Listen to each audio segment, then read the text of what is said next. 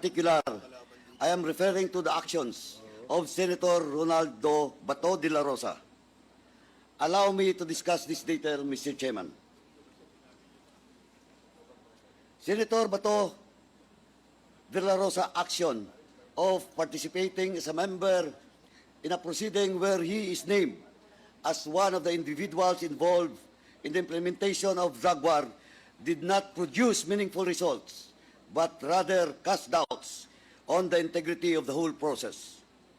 In fact, prior to the hearing of the Blue Ribbon Committee, Senator De La Rosa even insisted that the investigation should be heard by his own committee. This action of a sitting member of Congress not only demonstrates disregard to existing rules and processes, but also undermines the integrity of the institution that he is bound to respect. Kung mag-submit siya, I will try to question him. Why are you submitting to ICC when in fact we do not recognize the jurisdiction of ICC? Bakit? What? Kung mag-submit ka tayo doon, that is tantamount to recognizing their jurisdiction over us. So I will ask him, why are you going to submit? Walang problema sa kanya. Pero sa akin, mukhang may problema. Kasi, yung giving in to their request is tantamount to recognizing their jurisdiction over us. And our government is very consistent in declaring that ICC has no jurisdiction over us.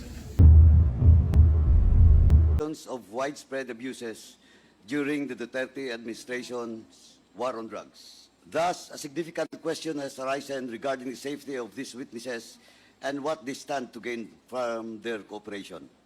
First and foremost, I want to put on record that telling the truth is its own reward. There is inherent value in honesty because it upholds personal integrity, contributes to justice, and fosters trust. By coming forward, these witnesses contribute to uncovering the realities of past actions and ensuring accountability. Their testimonies play a crucial role in strengthening the integrity of our institutions and promoting justice and transparency. Having said that, it is the obligation of the House of Representatives to ensure the protection and security of these witnesses. As a legislative body dedicated to uncovering the truth, the safeguarding justice, the House has a duty to support and protect those who come forward in good faith to share their testimony. The House recognizes the witnesses in sensitive inquiries may face threats, intimidation, or retaliation. As such, it is incumbent upon us to take all necessary measures to shield them from harm. Current laws does not grant the House of Representatives the authority to directly confer immunity from suit. However, we can recommend our witnesses for the Department of Justice Witness Protection Program, which offers both legal protection and additional support. By making this recommendation, we can ensure that witnesses who provide vital information are shielded from prosecution related to their testimonies, in line with the provisions of Republic Act number 6981. This action requires the consent of the witnesses and approval of our Speaker. In addition, we may consider the option of granting protective custody to ensure the physical safety of resource persons who may be at risk due to their involvement in this investigation. While protective custody does not provide immunity from legal actions, it is an established measure that can provide immediate security during the course of our proceedings. Both actions will require a collective decision from the members of the Joint Committee. This ensures that we act transparently and uphold the principles of democracy. Mr. Chairman, before we proceed with the continuation of our inquiry, this representation would like to put on record and address certain critical concerns relative to the conduct of the parallel inquiry of the Senate Blue Ribbon Subcommittee on the drug war implemented during the previous administration on October 28, 2024. To set things into clear perspective, this representation fully recognizes the authority of the Senate to investigate the details of the implementation of the drug war, as both chambers of Congress are constitutionally permitted to conduct inquiries in aid of legislation in accordance with our duly published rules.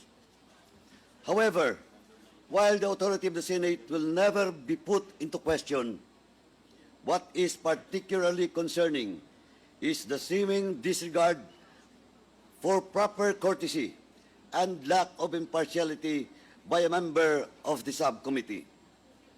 In particular, I am referring to the actions of Senator Ronaldo Bato de la Rosa. Allow me to discuss this detail, Mr. Chairman. Senator Bato de la Rosa action of participating as a member in a proceeding where he is named as one of the individuals involved in the implementation of drug war did not produce meaningful results, but rather cast doubts on the integrity of the whole process. In fact, prior to the hearing of the Blue Ribbon Committee, Senator De La Rosa even insisted that the investigation should be heard by his own committee.